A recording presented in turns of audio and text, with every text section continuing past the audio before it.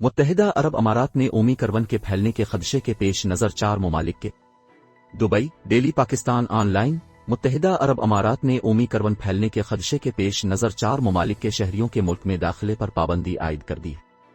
عرب media کے مطابق متحدہ عرب امارات نے کورونا وائرس کی نئی قسم اومیکرون کے پھیلاؤ کو روکنے کے لیے کینیا، تنزانیہ، ایتھوپیا اور نائجیریا کے شہریوں کے ملک میں داخلے پر پابندی عائد کر دی۔ متحدہ عرب امارات کی قومی ایمرجنسی کرائسس مینجمنٹ اور سول ایویئیشن نے ان 4 ممالک سے ٹرانزٹ پیسنجرز کو لانے والی نیشنل اور انٹرنیشنل پروازوں کو بھی معطل کر دیا ہے، جس کا اطلاق 25 دسمبر سے ہوگا، تاہم ٹرانسپورٹ پیسنجرز کے لیے فلائٹ آپریشن جاری رہے گا۔